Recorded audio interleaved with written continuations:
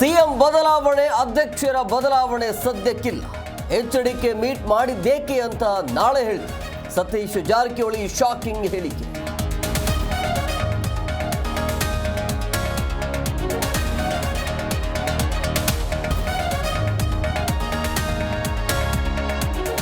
CM ಕೈ ಸೇರಿದ ಒಳ ಮೀಸಲಾತಿ ಮಧ್ಯಂತರ ವರದಿ 104 ಪುಟಗಳ ವರದಿ ಸರ್ಕಾರಕ್ಕೆ ಸಲ್ಲಿಕೆ.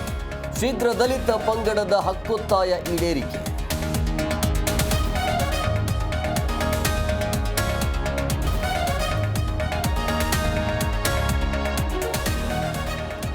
ಬಿಜೆಪಿಯಲ್ಲಿ ಕುಟುಂಬ ರಾಜಕಾರಣ ಮಿತಿ ಮೀರಿದೆ. ನನ್ನ ಉಚ್ಚಾಟನೆ ಪಕ್ಷದ ದ್ವಂದ್ವ ನೀತಿಯ ಕೈಗನ್ನಡಿ. ಎಕ್ಸ್ನಲ್ಲಿ ಮತ್ತೆ ಶಾಸಕ ಯತ್ನಾಳ್ ಕೆಂಡ.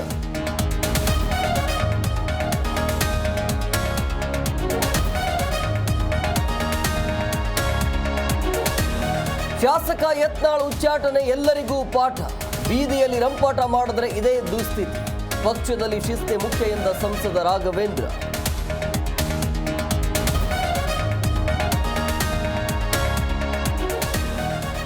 ಎಸ್ಆರ್ಎಚ್ ಬಲಿಷ್ಠ ಬ್ಯಾಟಿಂಗ್ಗೆ ಎಲ್ಎಸ್ಜಿ ಪಡೆ ಸವಾಲು.